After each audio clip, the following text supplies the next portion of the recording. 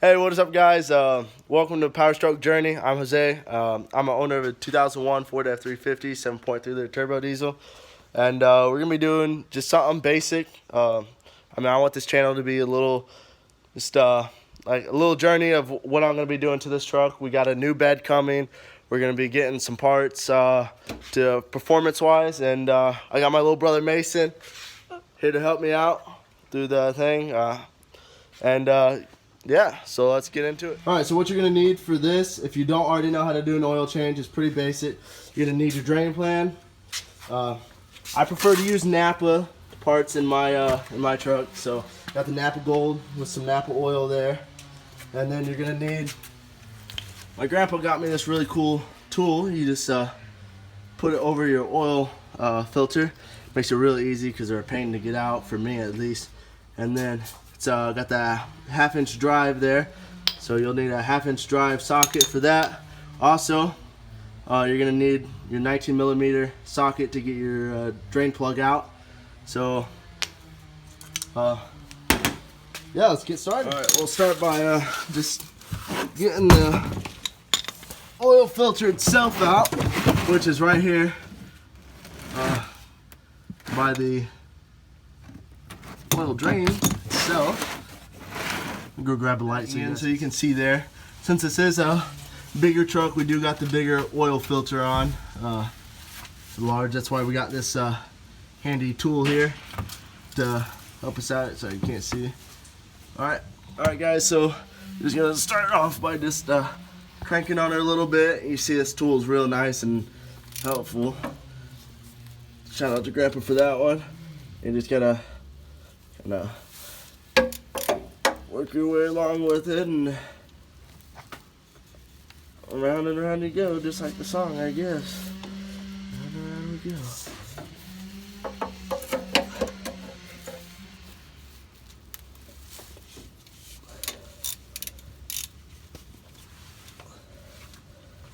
Something too you want to be cautious about feeling this oil filter. It's a little warm. And then once you get it broke, pretty much, you can kind of just loosen her up there, and there it comes. It's a messy job, so probably want to wear gloves or something. Make sure you got your drain pan where you need it, so you're not spilling any on the floor. Okay, record. Alright, so as you see here, I made a mess. That's something you want to try to prevent. My grandpa's going to be very upset. He just had this garage built, but mistakes happen, so that's why I'm here. Going the wrong way there, and you're just going to want to... Once you get it loose, again, this one's going to be messy as well. You know, want to be cautious of that. There you go. Just let it drain, come back in a little bit, let it all drain, and you'll be ready to put the new filter on, put the plug back in, and then fill your oil, and then you're all set.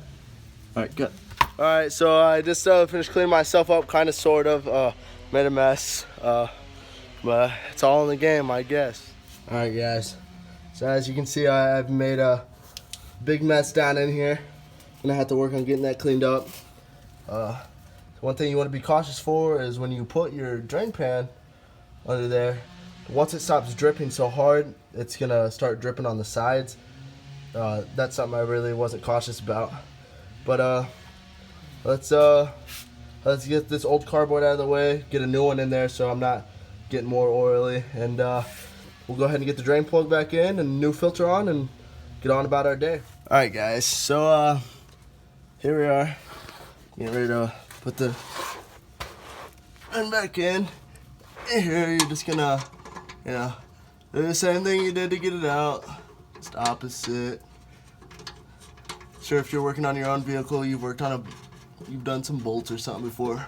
Another thing I want to point out too, is for you new beginners on Power Strokes here, is you want to make sure you're getting this one here, this pan here, next to the oil filter, not this one back here. They kind of, Mason, shine the light over here. They kind of look similar, but this is your transmission fluid, and you do not want to empty that unless you're changing that or something like that. You know, you don't want to empty the wrong one. That'd be bad. All right, so there's that drain plug back in, so we can go ahead and get the new filter back on, and then put the new oil in. Then we're gonna go ahead and get this back out and start cleaning it. All right, so do a little unboxing here. You got your Napa gold filter box. Same thing I had on there before, as I said. You do want to take some of the old oil in your pan and oil up this O-ring. I'll show you that underneath the truck before we put it on to keep that nice and sealed. Alright, so what you actually want to do is, I prefer to fill my oil filter. Kind of amateur to this stuff, but I kind of know what I'm doing. So, yep, I always just fill my filter. It's just something I've always been taught, I guess, and then you dip your finger in there a little bit. Make sure your ring around is nice and oily.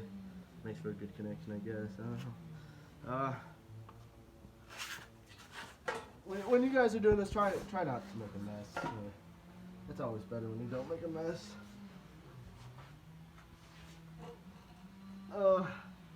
Then you're just gonna shit.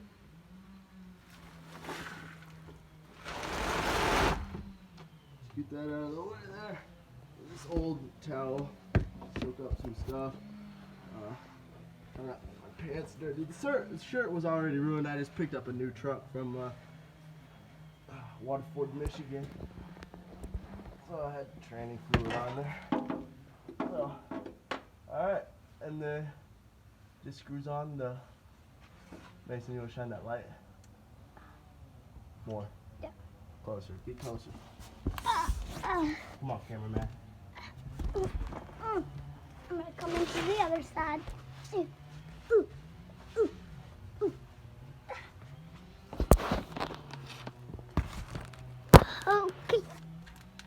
Pretty easy. Just like anything you've ever twisted on, like a jar. You know, whatever. Just twist up on there, and then you just want to do it hand tight. You don't want to get your tool back out and make sure it's tight. You just want to make sure it's hand tight, real nice and good. And yep. All right, nice and cut. All right, so I don't remember where I set the cap. I set it down somewhere. Oh, it's over there by the fridge. But yeah, you're gonna want to take the cap off here, and then you're just gonna pour your oil down in there, and then put the cap back on, let it run for a little bit, and then you'll all be all set to start hot rodding again. So I'm gonna get that done.